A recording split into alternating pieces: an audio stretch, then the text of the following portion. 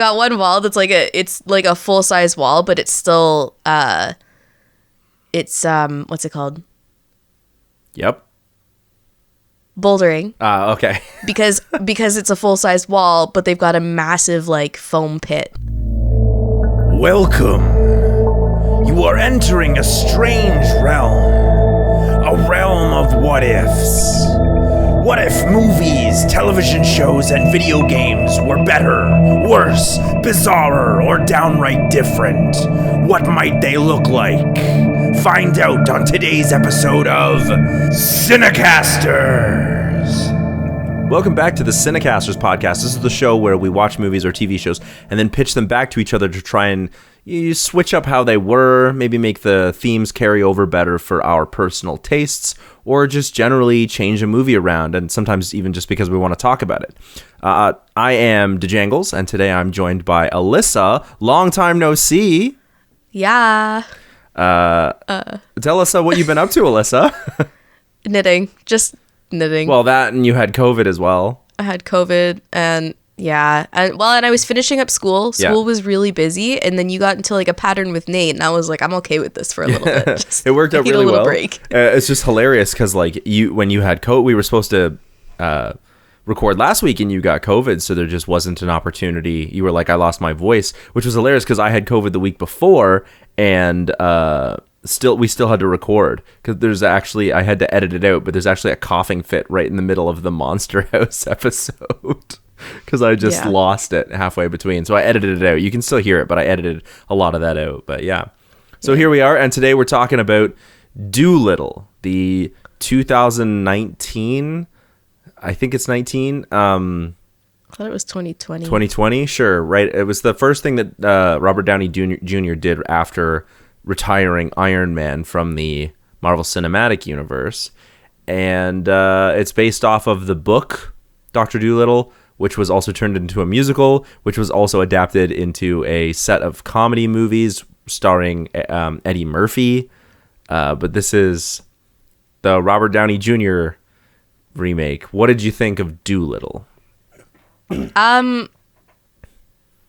was okay. Yeah, it was not great. Did they dub over his voice? That's the first thing that I was going to ask. That's the first thing that I have on my notes. I'm like, what did they do to him? Like, this is weird. It's still his voice, you can tell, but he's got this Welsh accent that they tried out. But the thing is that a lot of the shots are not him talking. Like, whenever he's talking, it's not a shot of his face. He's always, like, facing somewhere else or looking somewhere else. Or when it is his mouth. Sometimes if it is, it's, like, just that little bit off where you're like, is this actually happening? It's weird. I felt the same way. Like, it sounds like most of his lines are overdubbed. And I don't know. It was certainly very strange. What I will say, like, in terms of goods, I will say that I did enjoy that this was, like, the effects I thought were really good. The animals looked pretty good. And I thought the voice cast itself did an excellent job. So like all of the animals sound really good and they have a fun time with it. John Cena? John Cena was the polar bear. Yep. Yeah. He does an okay job. And the Pontiac Bandit was in it. Yeah, I can't remember he was Kevin, He was Kevin the Squirrel, yeah, but I can't remember what the actor's name is. I can't either. Doug Judy. Yeah. From Brooklyn Nine-Nine. And then there's a lot of celebrities playing at different voice roles, which I thought they did a good job, but it is one of my overarching problems with this movie is that there's way too many characters, and I don't care about any of them. Yes. I felt like they were trying to stuff as many animals in as they could. Like Selena Gomez is a giraffe, and there's a fox who's another, I can't remember her name. She's a very famous French actress. There's just a lot of characters in this, and I don't care about any of them. And because there's so many characters, like the 2/3 main characters we're supposed to care about, which is, what's her name? Rose, Dolittle, and Stubbs. I don't care about them either. Like, yeah. I felt like the best part of this movie was just hanging out with the animals, but there's no plot, and the plot that we do get is awful. Like, they just go from place to place to place really without any setup, though, right? Like, they don't even tell us. And I'm like, okay, how do we know exactly that, like, this is where we're supposed to go? There's got to be some other form of antidote for Nightshade. I have no problem. Just immediately going to the Tree of Eden. I've got no problem with the whole Tree of Eden, like, plot. The problem that I have with it was, like, to the setup. We need to talk about, like why Lily was going to the Tree of Eden. We need to talk about, like, the whole, like, Monteverdi bit, which is, like, the, like, second act of the movie, is basically not set up at all. It's I'm like, who the fuck are these people? Why do I care about these people? I don't care about these people. And then they have the stupid dragonfly, which is just a strange character to have. Yep. That actor who plays is Pimento. It's from Brooklyn Nine-Nine. I can't remember what the actor's name is, but he always sort of just plays the same character. And he does it in this movie too, and I feel like you got to broaden your horizons. Like, I know he's supposed to be comedic, but I was not overly impressed with this movie in terms of its structure. Like, the biggest problem was just, what's the plot? There just really wasn't one. There wasn't one. But I will say, like, there are some other really good things about this movie. I often enjoy Robert Downey Jr. I think he does a good job, except for his accent. And he's also working with what he's got. I feel like this was edited together kind of poorly, which is no fault of his. But I loved the opening animation. I did too. It was really cool. Gorgeous. And it tripped me up, though. Yeah. But, like, you and I had this conversation where I was like, wait, am I watching an animated movie or a live action movie? Like, what am I? Exactly. Yeah. You sent me a message. But this movie, I really, like, that animation was this gorgeous style. I would have watched a whole film in that style, especially narrated by Emma Thompson. Classic voice, easy voice to listen to. So yeah, I would have been okay with that. But then it sort of opens up into this live action thing. I will say that the setup of Dr. Dolittle, of John and Stubbs as their introduction to each other was good. I felt like that was good. Yeah. I'm at a loss for who the main character is, though. I don't know, because it's not like it was like a passing of the torch kind of movie. Which like, it easily could have been. That. Yeah. It didn't have like the same kind of cliches or tropes for that, so it's not Stubbs, but it also like didn't 100% focus on John. Well, it made it out like at the beginning that it was supposed to be Stubbs, like this is his story as he meets Dolittle, and we use that as like a segue into meeting John. But what frustrated me about that was I think the theme was supposed to be belonging.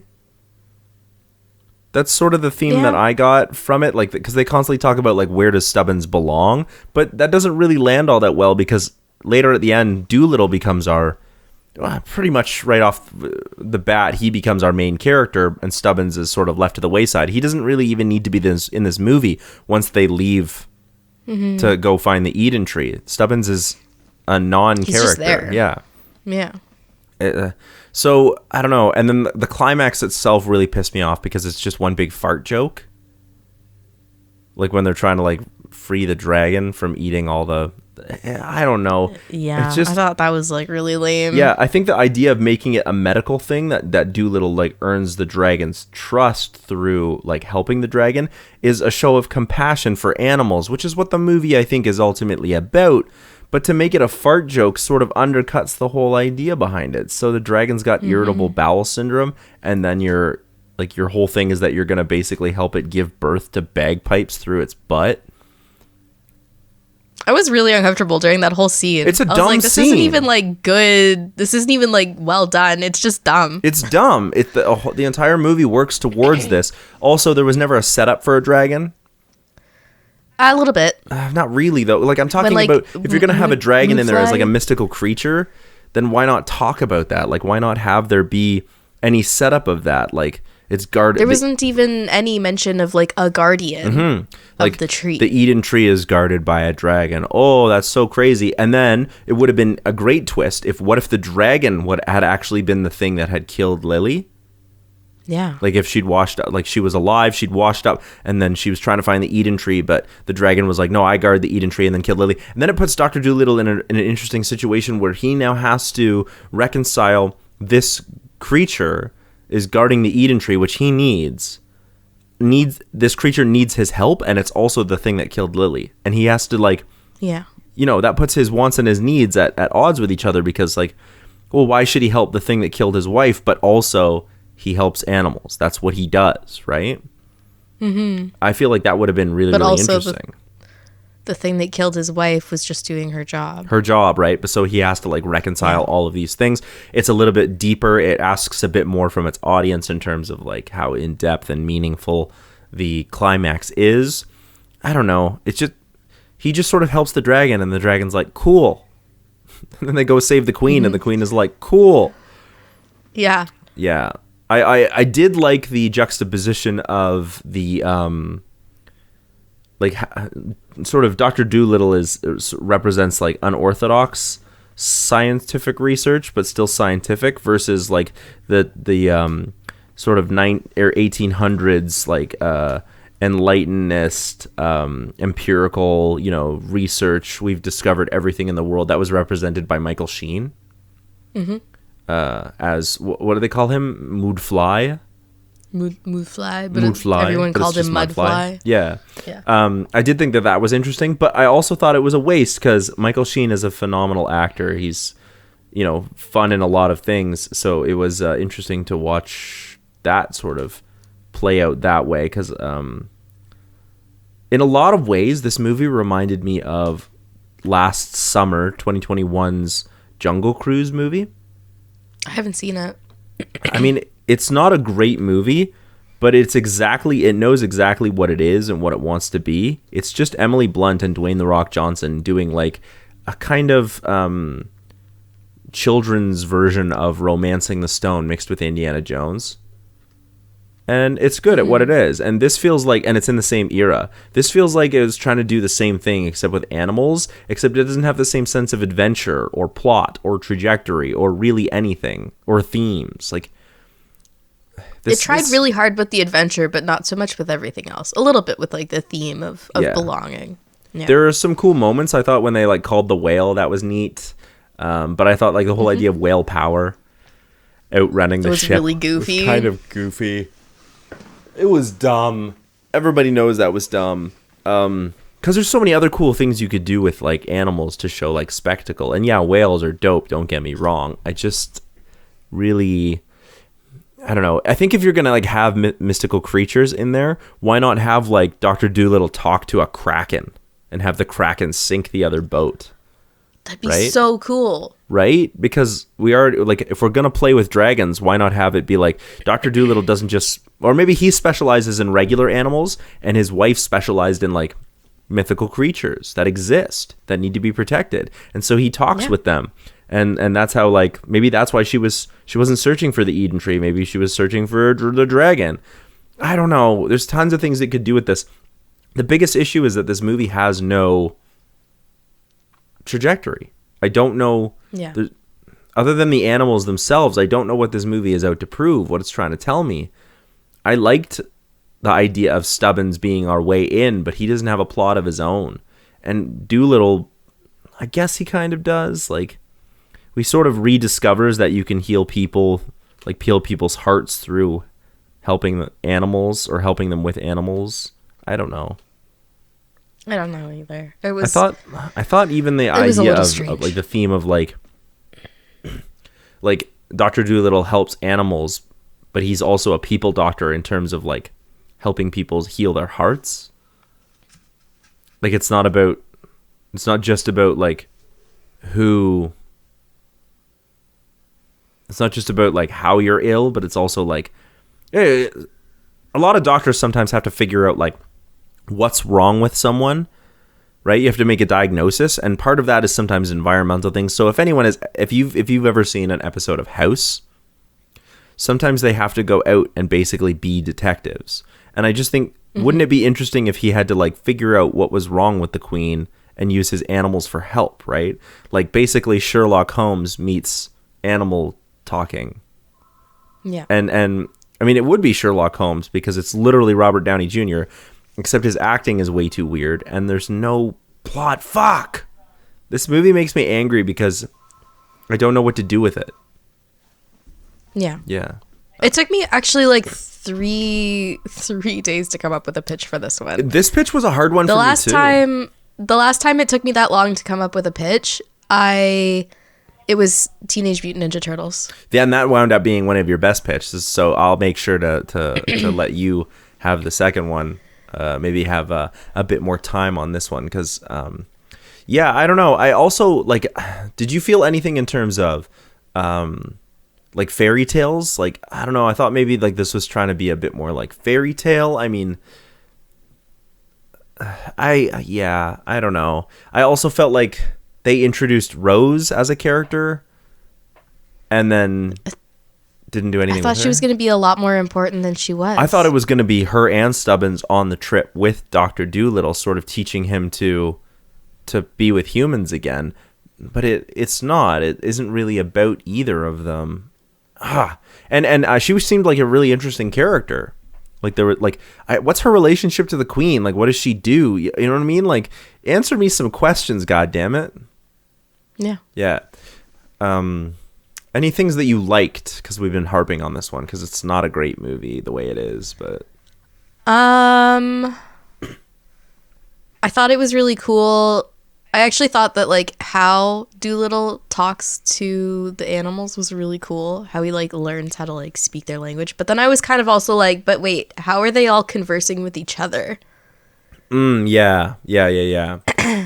But I did like the way they represented that, like the way they like showed Dolittle like talks their language. He's not. Yeah, and then Stubbins slowly picks it up. When Polly comes in and she's like talking to him, and he's just like, "Can I talk to animals?" It's like, no. And she's like, "No, you dumb shit." But I did like that, and then I liked how they like switched over. So they start with him like making animal sounds, and then it like moves over to him talking English.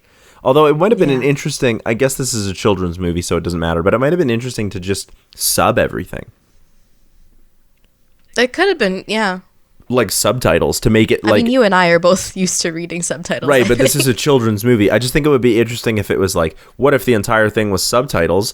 I'm certain some children like to read, but, you know, subtitles are something that takes a bit of getting used to. But I think it just would have been interesting because then it would have added to the awkwardness of, you know, everyone around him is like, what the fuck, right? And as an audience, that would include you in that. You'd be like, what the fuck?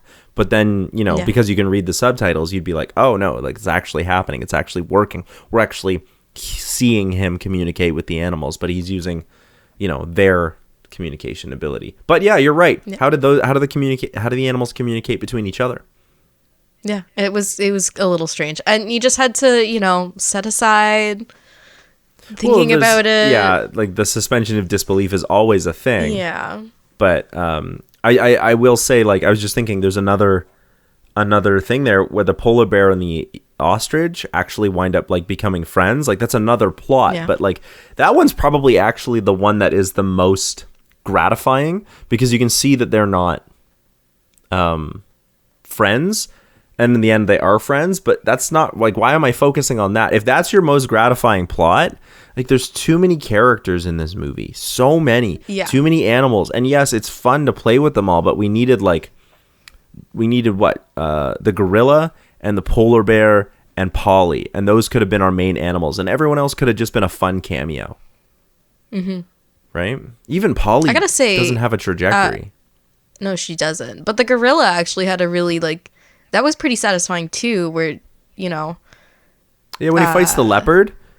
Yeah. Yeah, if they had set the leopard up even a bit more, like where the leopard was like some scary thing that from Doolittle's past, or even from Cheech's past, the gorilla's name, I think his name is Cheech.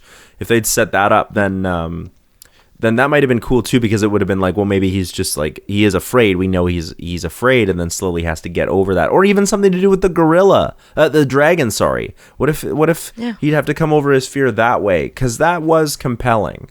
So, and I will say though that I can't remember his name, but the actor who plays the ostrich, I thought he was exceedingly funny. So I thought that worked out really, really well. I thought the ants were really funny. when they were talking about how The ants were great. how they were like his neighbor or whatever was like started going out with another guy, and the dragonfly was like, no, she's my girl. That was funny. I did enjoy that. Yeah. Yeah. I gotta say my favorite animal character out of the whole thing was the octopus. Oh, what was Snitches her? get stitches. Snitches get stitches. Yeah, that was fun. I liked the stick bug. The stick bug was good The too. reason I liked the stick bug, honestly, like 100%, is because it reminded me of what's the I can't remember his name. Newt Scamander's Bowtruckle is named starts with a P. It's like Pickering or something like that. Yeah. Yeah, and it just reminded me of the Bowtruckle, which I always like that they included that in the Fantastic Beasts movies. So that's always super fun. That reminded me of that a little bit, and I liked that. But it doesn't really do anything. Yeah. Until the very end, yeah. I don't know. Even halfway through, I was like, I don't care about this at all. The climax is a joke. I don't. Yeah. Also, how did you feel about the effects, like the animals themselves? Oh, they were okay. I thought sometimes it looked okay, which is really, really weird because the animals looked great, but then sometimes like the green screen on the sail, like when they were sailing or when someone was falling, would just look kind of off. Yeah. I wonder if that was because the animals looked so good that the other effects didn't look good enough. Maybe. Yeah. Because the animals look furry or feathery, and they move in certain ways. Like you can clearly tell they were using the same technology as they did on The Lion King, or something similar to it. Yeah. Because that was Disney. But yeah, I don't know. Yeah, I'm just this movie for me. Most of the movies we do, if they're bad, there's still something to talk about. And when I say bad, I mean like if I didn't like them. This movie I didn't not like. I just didn't care. It didn't draw me in. It didn't make me care about the characters. It didn't make me care about the adventure. Even when the stakes were high, like the queen, her life was on the line, I didn't care. The characters I wanted to know more about were left to the wayside. The most interesting character in this movie to me was Rose. And I think the reason she's the most interesting is because she's not on screen long enough for them to fuck her up. That's exactly it. Yeah. You're right. Because even Stubbs is just boring by the time he goes through. I will say that I did really like the going through the wall trope. We've talked about this before, but, when we did Stardust, how going through the wall represents this barrier between the mundane. And when they do go through the wall, like they crawl through the tunnel to get into Doolittle's, and we get this like magical reveal. It's good. It works. But it was cool. And I liked following Stubbs and Rose. These two characters are really interesting, and they want to find more about Dolittle, and he's this like mythical figure to them. And I was invested at that part. But I feel like this movie has so many like abrupt changes in direction that by the time we got even halfway through, I was like, I don't know what's going on anymore. I mean, I do, but I don't care.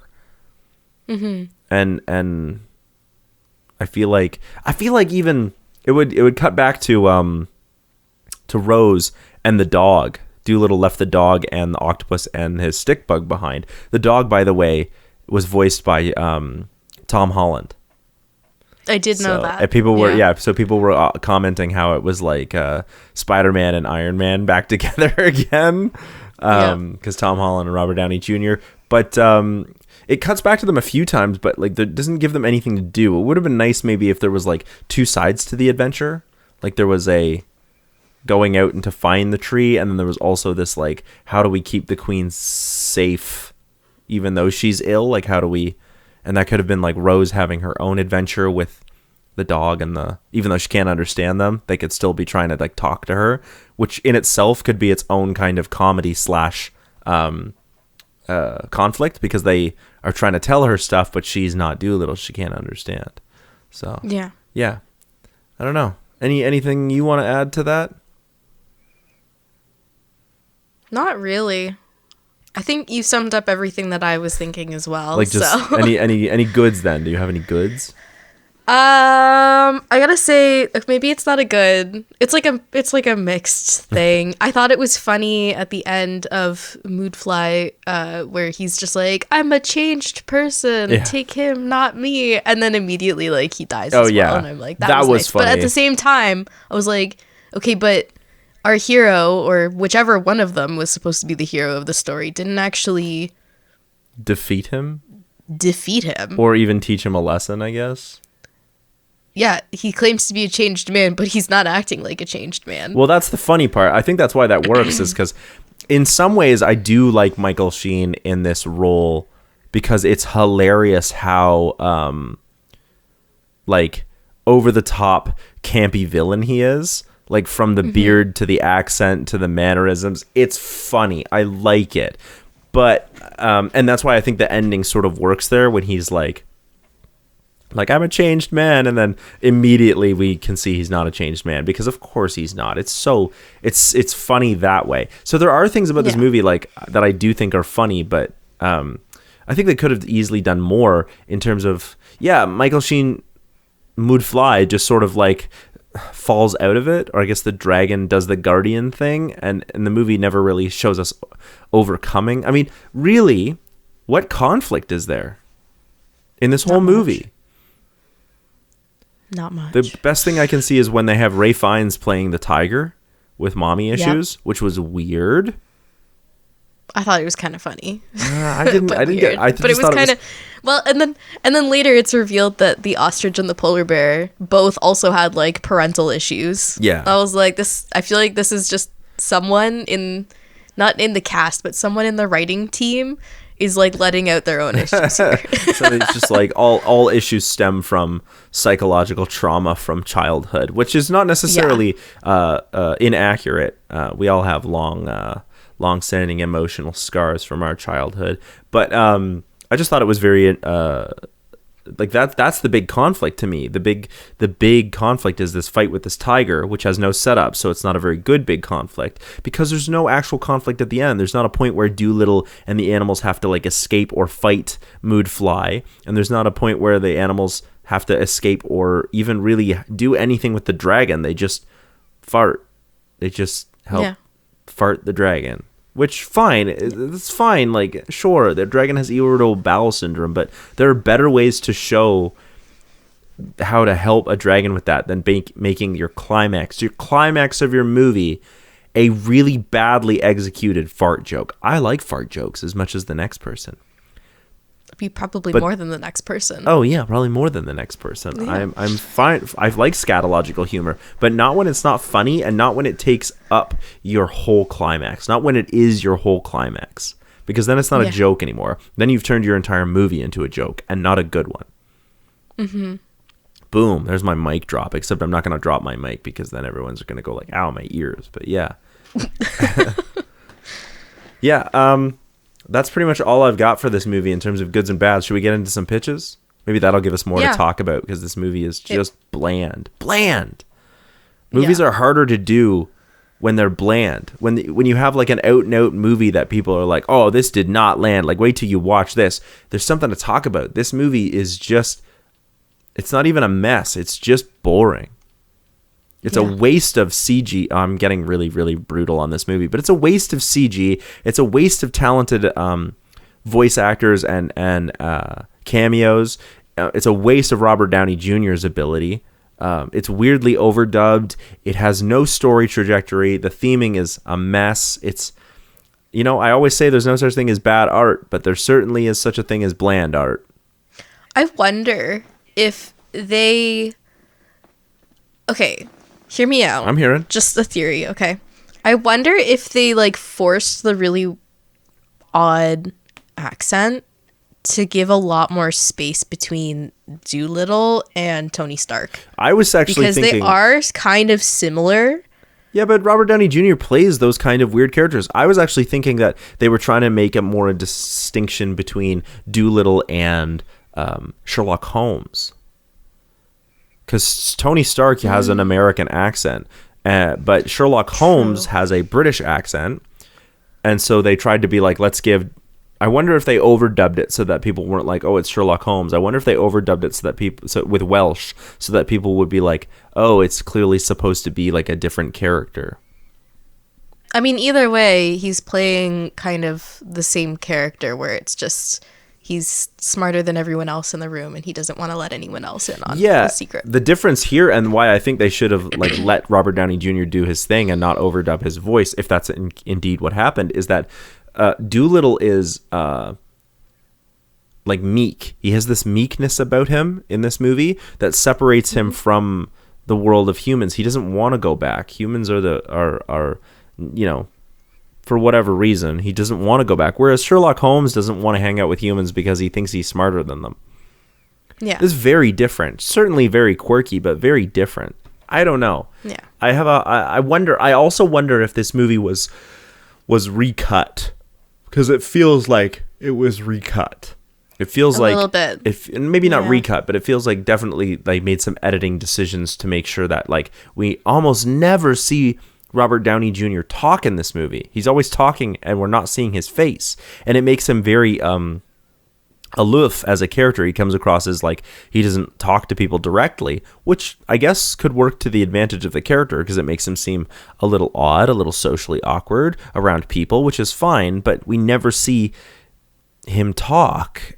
It's a weird choice, and it makes me think that like the way this was cut together was because somebody decided that something wasn't working, and we get this weird cut of a movie that mostly tries to fall back on its CG effects. Yeah, I don't know. I feel like we should get into pitches. Yes. So you said that this one was hard for you, but the last time a movie was hard for you, you came up with like your greatest pitch of all time. So how are you feeling about this one? I'm feeling pretty decent about this one. I know there's like a little bit of a there's always plot holes, but, so we can I'm always feeling pretty confident. Okay, maybe I'll go first then. Okay, so mine starts out with the story of Lily and John and how they fell in love and how they like feel about each other, and they want to have a child. And so they have a child, and Lily decides that she wants to go off on an adventure to find the Eden tree, but she never returned. And her husband and her child, basically, like in his grief, Dolittle couldn't look after the child anymore, so he gave it to his wife's sister. And he like buried himself in his work with animals. So his wife's sister had married a man whose last name was Stubbs, and so the child they already had a child whose name was I guess George Jr. And so this child whose name was Henry Dolittle came to be known as Harry Dolittle came to be known as Harry Stubbs, or just Stubbs. So we see the whole story is being told. We then like pan this out, so that was all like animated. We pan that out and it's back to live action, and this whole story has been told by Mrs. Stubbs to a boy of about 14 who is Stubbs. This is the story of how he came to be there and who his real parents are, which he's heard before, clearly. So the next scene shows us that Stubbs he's not really like his cousins. He likes them, but he isn't very much the same as them. He's a bit more bookish, and he spends a lot more time reading, and he enjoys animals' company more than people, and he gets made fun of for it. And his aunt and uncle are not really sure what to do with him, because it's clear that Dr. Dolittle has not recovered and makes no effort to return to like people. He's just always with animals. So one day when his uncle takes him out hunting, Stubbs refuses to shoot because he doesn't want to hurt the animals. And that night when he's being scolded, there's a knock on the door, and in walks a young lady from the palace. She explains that she's looking for the Dolittle family, and apparently the only living person of that family lives in this house, which is young Stubbs. And he explains that he was actually taken in by his aunt and uncle, but he is technically the child of the Dolittles. And this young woman, whose name is Rose, explains that the queen herself sent Rose to find a Dolittle. And at first Stubbs is delighted because he realizes like, oh, maybe like you're looking for me, but then he realizes, oh no, you want someone who can talk to animals. You're looking for my estranged father, Dr. John Dolittle, because the queen is sick and has requested a doctor. Specifically John. And Stubbs is like, well, this doesn't really have anything to do with me. But Stubbs agrees to help Rose, and the next day they make their way to Dolittle's garden and try to find their way in, and they can do the whole wall thing. This part can play out pretty much the same. Stubbins has an easier time understanding animals right off the bat, and animals that are used to listening to humans, he has an easier time with. So a lot of the animals that are around Dr. Dolittle are used to humans, so he has an easier time with them, and he can almost have some like glimpses of conversation here. Dr. Dolittle, of course, has given up curing humans because he's like, humans think they're so much better than animals.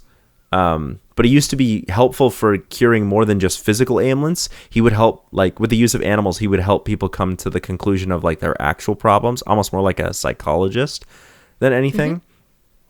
So they would go to a place and find, they go to the palace, not place, and find that the queen is gravely ill. And basically Dolittle finds out what's wrong with her using all the animals to help. And in her daze, she basically orders him to find the fruit of the Eden tree, which he once said could cure everything. And he's like, oh yeah, the Eden tree, that certainly is a thing. And she like orders him. She's like, you have to find it for me. That's an order from your queen. But she's also delirious. And so everyone hears it and is like, well, that's an order from the queen. So he's like, I guess I got to go do this. So he packs up a lot of the animals onto a boat and tells Stubbins, he's like, you got to stay. Don't come find me again. And Stubbins is like, yeah, but you're my dad. Like, this is where I feel like I belong. And he's like, no, you have a family that'll look after you. And that's what's important. You don't want to be like me. You don't want to work with animals. You want to stay and have a proper upbringing. But Stubbins decides to stow away on the boat. And much to his dismay, when he's trying to stow away, Rose also shows up with him. And it appears that Dr. Dolittle is traveling the ocean rather bizarrely. Like, he's not going in any direction. And eventually the animals find the pair, Rose and Stubbins, and Dr. Dolittle is dismayed. He's like, now I'll have to turn around and bring you back to England. But they're like, nah, we want to go on an adventure and help you find the tree. And he's like, there is no tree. There never was a tree. It was a story that I made up to try and make my wife better. It wasn't never an adventure that she went on. In fact, there was no adventure she went on. She gave birth to Stubbins and died in childbirth. And I came up with this story that I believed could like bring her back or whatever. But I couldn't bring myself to look at Harry, at Stubbins either, because it reminded me of Lily. And so now he's basically been ordered by the queen to go on a wild goose chase, pun intended. And he's basically running. He's like, I'm running never to return because I've been given an order by the queen to do something that's impossible. Even if she was delirious, everyone heard it. So now I have to bring you guys back. And if she finds out, and if you say anything, then I'm basically going to be arrested. But the pair are undeterred, Rose and Stubbins. They're like, no, look. Like, Stubbins is like, we'll start asking all the animals what could be wrong. And like, what's wrong with the queen? Because they haven't really figured it out. They're back on land now. And he discovers that the sicknesses what Stubbins realizes that sicknesses are often about what's going on around a person rather than only what's going on the inside. And he learns this through having watched his father. And so Stubbins starts asking all the animals in the palace, that aren't Dolittle's animals, but just the animals that are in the palace normally. And he slowly puts the pieces together. And this also shows that he's learning how to converse. And what he discovers is that the queen has been poisoned, but they don't know by who, and they still don't know how to cure her. But then Dr. Dolittle shows up and explains that, what he really needed was to have his own heart fixed, and that Stubbins and Rose helped him with that. They sort of gave him the tough love when they said, like, he's got to figure this out. He can't hide in his own, and run away from everything the way he was trying to. So he's then, Dr. Dolittle, with Rose and Stubbins' help, is able to deduce the manner of poison, and then he and Stubbins and Rose figure out what the antidote is and save the queen. And Dr. Dolittle he's like, I'm back. And he's like, and we're going to get rid of your awful name. He says to Stubbins, he's like, that's an awful name. You're going to be Harry Dolittle from now on. And that's the end. Yeah. Yeah. So it's really about belonging and about, trying to make it about, where does Dr. Dolittle belong? And is he still running away? And where does Stubbins belong? And I wanted to do more with Rose and have her there, but there wasn't a lot to work with. Maybe I could have if I was thinking about it more, maybe I would have just gotten rid of Rose altogether and just turned it into Rose Dolittle instead of Harry Dolittle and had her be like his daughter. But I like the idea of like to two like younger children working together, children 14 years old working together, and like they're the ones that actually save the day, and they're the ones that save Dr. Dolittle by giving him the tough love. Like, you can't run away. But I also liked the idea that Dr. Dolittle created the Eden tree as like this fictional thing that exists because he was too heartbroken to deal with the fact that his wife died in childbirth. Like, he's like, there's got to be a way to bring her back. But she never went on an adventure. She went on the greatest adventure, I guess, if you will. She passed on. So yeah. Not my best pitch. I like it though. I think you fixed a lot of stuff in it. Yeah. If I was gonna go through and do like still the same story, I probably would add more for Rose to do, like specifically just for her as a character, where she's not just attached to Stubbs. And I might have even added in a subplot for one or more of the animals. Yeah. That's still related to what's happening with Dr. Dolittle, but and not nearly as many animals need to have like their own plot like in the movie we did get, but at least one or two of them would have some significant part of the story. Yeah. Okay. I have 2 disclaimers. Oh, 2 disclaimers before I start my pitch. Okay. One, I have never read or seen anything regarding Dr. Dolittle before this movie. Oh, okay. You haven't seen like the classic like Eddie Murphy? No. Okay, I saw I don't want to say the original. I've never seen the musical, but I saw the Eddie Murphy version, like comedy version, in theaters. So the first one, because I think there's like 4. Yeah. But yeah. Go on. Yeah. So I have like just my ideas are my own. Yeah. Like I just came out here with some wild ideas and I'm hoping they work. Do it. So I have no idea if they're like canon to the like quote unquote like. Doesn't matter. We're trying to fix this movie, not the whole franchise. Yeah. Sorry. Dying from COVID. My second disclaimer is nobody should ever approach a sick animal in the wild. Okay. Just putting that out there right now because it happens a couple times in my pitch, and so just don't do it. You don't know what they could have if it's don't go it. Yeah. Unless you know what you're doing and you're a vet or anything like that, please don't. Yes, please don't. That's my disclaimer. My 2 disclaimers. So with that, I will get into it. And I wanted to keep the whole movie animated because you already spent like the studio already spent so much money on the animation for the start and then CGI, and they dubbed over Robert Downey Jr.'s voice anyways, so like why not? And the animation at the beginning is this like gorgeous array of bright colors. Cool. It's so beautiful. Why would you give me that and then transition to a live action pile of trash? Not that it looks bad. It's just like, why would you give me that and then give me a movie that looks like this? Yeah. Okay, so we keep the animated intro. I liked it, with like Polly talking about like Dolittle and his relationship with Lily. And then we move into to a young man in the woods with his father and brother. This is was it Harry or Tommy? That's a good question. I just went with Harry because I have it as Tommy in my notes. Well, you're talking about whatever. The same character, I think. I think we are. Yeah, the Stubbs. I mean, I only ever called him Stubbins, so whatever. Either way. So this is Tommy Stubbins. He's supposed to be hunting or learning how to hunt. Instead, though, after botching a shot and he doesn't hit anything, he just gets really frustrated and he just says like, "Oh, I'm gonna go ahead, just gonna go home." So he walks away, and on his way home, he finds a red squirrel laying on the path, having trouble breathing. Tommy tries to feed it and give it some water, but it doesn't take anything, and he's just like, well, I'm not going to leave you here alone, and he just sits with the squirrel. Because no one at home would help him care for the squirrel. They would just say, like, put it out of its misery, and he knows that.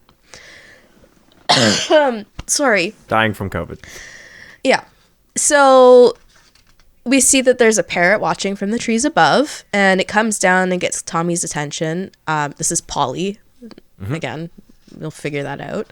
And she basically tells Stubbins, like, it needs a doctor. Follow me. Like, follow Polly.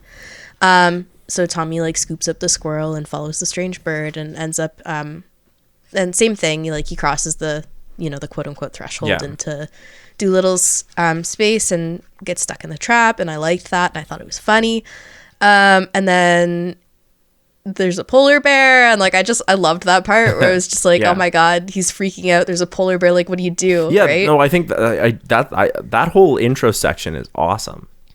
Yeah. Yeah. So I didn't want to change very much of that at all. So then, while he's there, he's like, okay, well, this polar bear is probably just, here for security reasons. I don't think it'll eat me, but I'm still scared. But either way, he's like calling out, like, Dr. Dolittle, I've got a squirrel. It's really sick. It needs your help. And then the bear lets Tommy down. And it like sniffs him and then takes his bag, which is where the squirrel is. And it walks inside the house and it like turns around like, are you following? So Stubbins like waits for a second, like, wait, is this for real? And then follows the polar bear into the house. So then we can watch as Dolittle does like a diagnosis and he treats the red squirrel, and Tommy realizes like, hey, this is really cool. I want to do this. I want to help animals. But he gets sent home because it's just like, because Dolittle's like, people aren't allowed here. Like, thank you for bringing this squirrel in, but leave my house. So he gets sent home. He's sulking at home.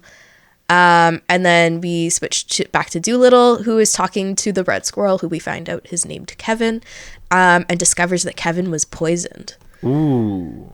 So the next morning, Tommy is doing his chores and he comes across Polly, who says, I just wanted to check on my new friend. And Tommy's just like, whoa, like, am I talking to animals like how Dolittle does? And she's just like, no, I'm just really good at talking to people. Yeah, I'm a parrot. Yeah. I thought that was really cute. So he finishes his chores and they go to the forest together. And while they're chatting about about John's good deeds that he did in the past, because he's still like, I wanna try to do that. Like, what do I need to do to be like Dolittle, to help animals? So Polly's telling him, and they discover a raccoon. This is, again, my disclaimer. Do not approach wild animals. Yeah. Especially if they seem sick. Call a professional. And so it's acting the same as the squirrel. It's very sick. It doesn't want to take food or water. So Tommy scoops it up and brings it to Dolittle again. This time, the polar bear sees him and just lets him in, like, straight to Dolittle. So once again, we see the treatment.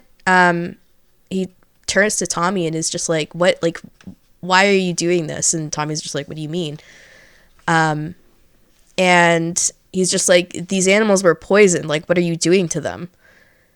And Stubbins just like, I didn't poison them. And Polly sticks up for him because she was with him. Yeah. And she proposes that they investigate. Ooh, I like this, where this is going. Okay, I'm glad.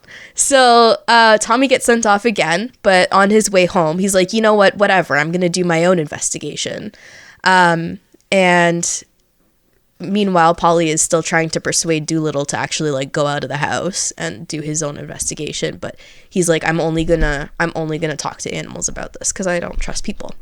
Why would So you then we trust can have people? like a funny, people are, So we can have a funny montage of Dolittle like talking to pigeons, and they're like, you're really unhelpful. They only take like breadcrumbs, and the whole time he's just like, well, breadcrumbs aren't good for you, right? And they're like, I don't care. That's hilarious because it's so true, and the pigeons definitely would be like, delicious breadcrumbs. Yeah, I'm it's like, also you got the imagining- goods. Like that's what they'd be asking. Yeah, it's not good for them. I'm also imagining the seagulls from Finding Nemo. Mine. Yeah, Mine. yeah, just like. And then we can get all like we can have him going and talking to dogs and cats and, all of the different typical cliched personalities you might get out of that. Yeah. And at the same time, during that montage or like in between, we see Stubbins going about and talking to people, being like, have you seen, anyone acting suspiciously with animals? Do you know anyone who might want to hurt animals outside of just like regular hunting? And people are just kind of pushing him away because he's a kid. Yeah. Right? So they both aren't really getting a whole lot done together. They kind of know what to look for, but they're not really getting any information, like solid information. And at the same time, Polly is kind of hurting the two of them together because Polly's kind of flying back and forth. So we're getting a lot of the view of what's going on from Polly. Yeah. She's the one watching. They're kind of watching through her eyes. That's an interesting way to keep her relevant too. Yeah. So she basically like herds the two of them together by being like suggesting like, oh, maybe you should try talking to, you know, this person who lives outside of town. And, oh, maybe you should try talking to the herb gatherer's cat or something. Right. And then she ends up kind of leading them towards the right path. And this is one of my plot holes, and I acknowledge that because I'm like, she's a smart girl, don't question her. So they meet up, and Dolittle begrudgingly accepts the little bit of information that Tommy got, and then they share kind of like, okay, this is what we both know. And they head off together to find the evil that's plaguing the animals. And so basically what they have figured out, and I'm not entirely sure how I would incorporate this into it all, but basically Moodfly is still a guy. Like he was a student at the same time as Dolittle. Yep.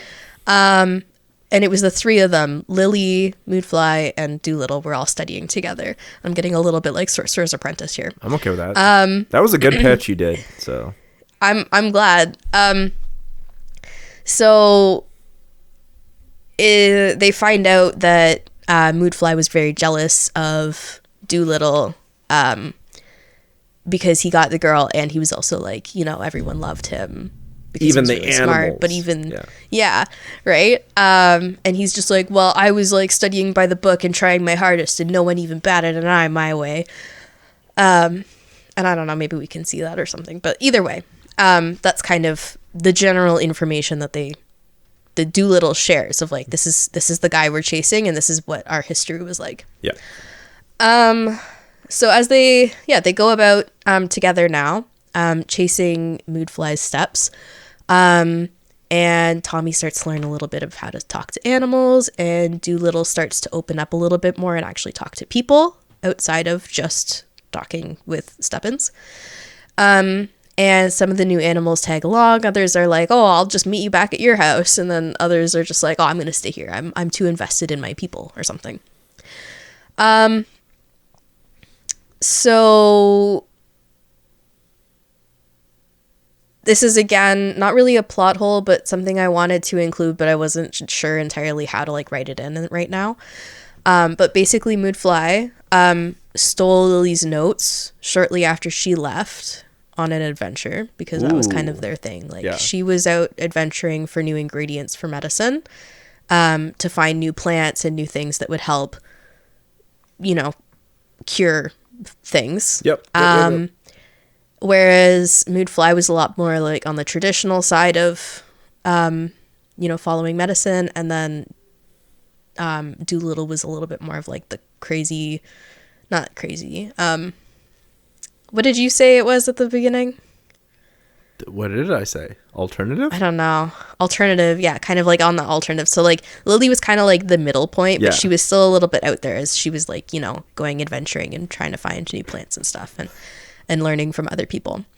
And it turns out that Moodfly stole her notes and found out about this thing called like the Philosopher's Stone, which is kind of what she was trying to create. It's not a thing you find, it's a thing you create. Oh, everybody knows that.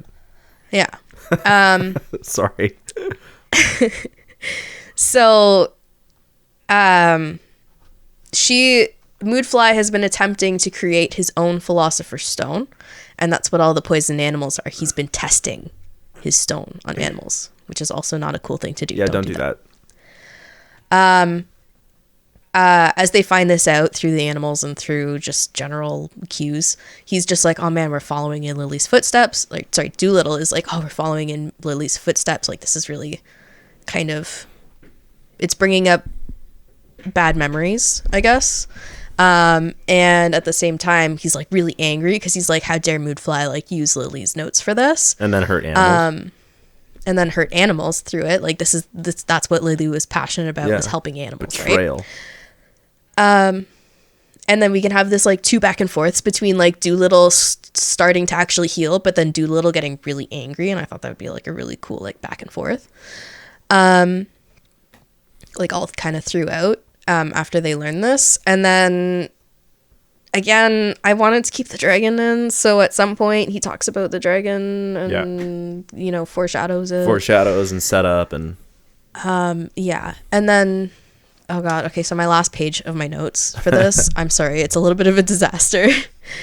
Like I feel like really scatterbrained with my pitch right now, but it's fine. So they follow in Lily's footsteps and they end up in the island while chasing Moodfly.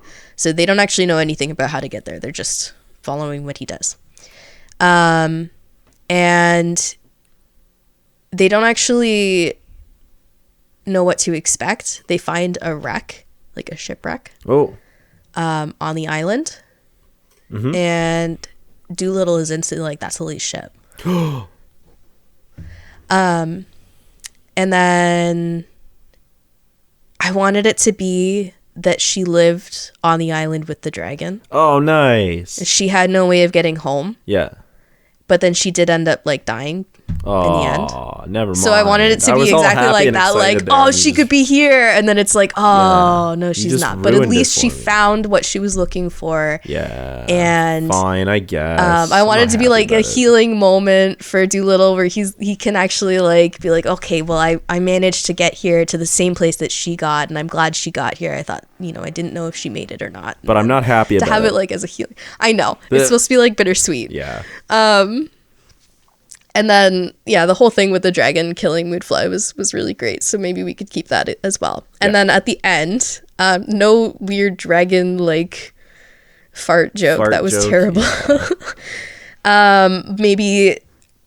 Maybe Dolittle is like, oh, you have chronic migraines? Here, just take this. I don't know. And then the dragon is like, oh, I can see that you're very compassionate. I think you're one of the few people I could like, you know, show, because this was, again, my brain is a whole plot hole right now. The whole thing was with the Philosopher's Stone. It's supposed to be that the Apple of Eden was supposed to be like up one of the ingredients to go in. And the dragon is like, I feel like you're compassionate enough. I could give you one of the fruit. And then Dolittle's like, I don't need it. He's like, this isn't what my goal was. My goal was to get the guy who was hurting the people. He's like, but I would like to see the tree. Yeah. You know, see the thing that Lily died for. Yeah. And then we can see him leave the rings there and they sail off. Aww. And then, and I thought it would be really funny because we always have to have a little bit of comedy. Instead of a really bad fart joke, while Dolittle is, you know, having his moment with the tree, I thought it would be really funny if Stubbs was trying to talk to the dragon, but he's just like yelling out really stupid words. Like I liked how on the boat he was like, pickles, and it was like, what, pickles? Like I thought that was funny when he's talking to the bear. Yeah. But anyways, and then having it end, I thought that'd be really but that's not your cool. Climax. That's still like a joke you can do. That's funny. Yeah, it's not after the climax. Exactly. Yeah. No, I think that's probably. I mean, I think your pitch is better than mine. I just think that it's still hard to make a pitch out of this movie. I think you'd really have to dig deep and pull this movie apart. But I like that you know, I like that there was. I liked the fantastical elements that they had, like of the tree and the dragon. I liked those, so I was like, oh, why don't we just throw another thing in? And the reason they were going after the tree was it's an ingredient for the other thing, and like, right. What I also like is that there's like intrigue in the backstory, like between Moodfly, Lily, and John, and then there's a clear trajectory. We're chasing Moodfly to stop him from, you know, ruining all the work that Lily did by stopping him from trying to create the Philosopher's Stone, in which he's hurting innocents, which is the exact opposite of what Lily was for. So that it's a clear trajectory. We know what's at stake for John, both like in terms of he doesn't want to hurt animals, but we also know what's emotionally at stake for John because of what Lily represents and means to him. That's good. I'm on board with that, right? That's the start. I so badly wanted to have Lily come back, but I was like, no, I can't. Like, Why not? In my own brain, I was like, there's no way she would have survived with a dragon unless maybe, I don't know, it just seemed like too out there for I think me. it would have been interesting if like she had a way off the island and chose to stay in order to save the dragon. Mm-hmm. And then the dragon had been like, the two of them had been like living there for, but it does change things because you'd have to rearrange how your movie works slightly because theming is really important, right?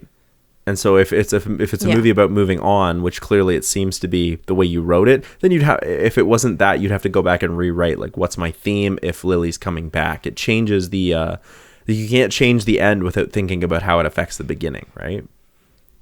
So I'm not saying you couldn't.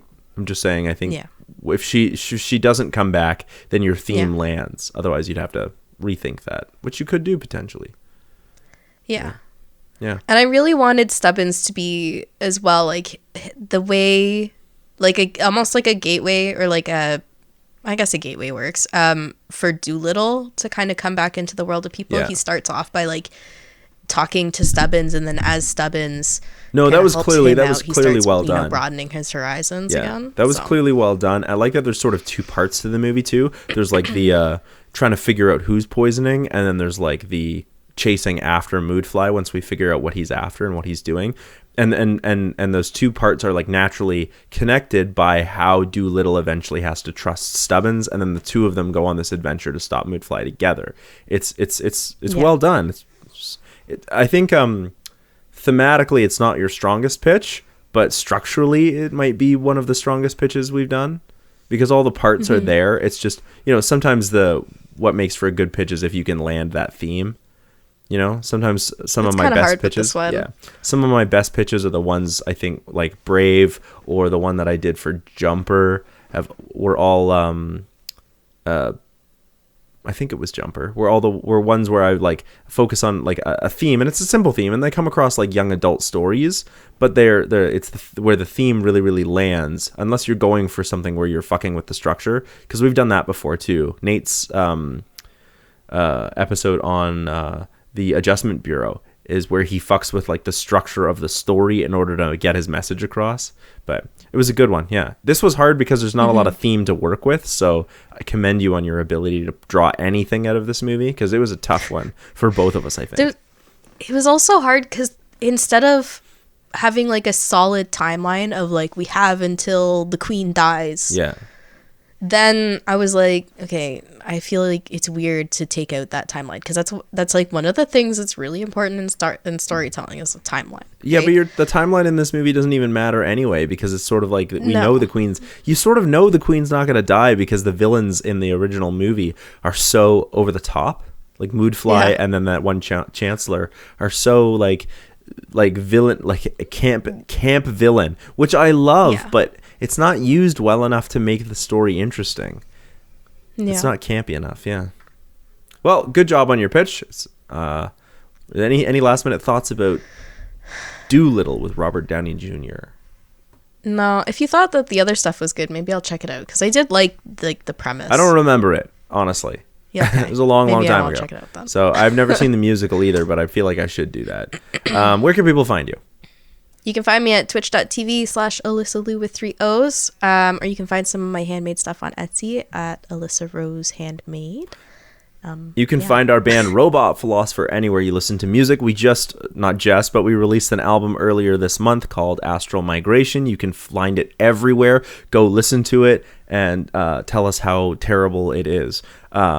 No, it's great. No, it's great. We love it. But tell us how terrible it is. Or tell us how great it is. Don't care. Just go listen to it. Or don't. You can also find our other channel, the CineMasters, where we do more scripted content and reviews, and where I dissect lots of cool things about television, movies, and video games. And don't forget to hang out here for more episodes of the CineCasters. But I think that's it. Thank you so much for chilling with us. Bye.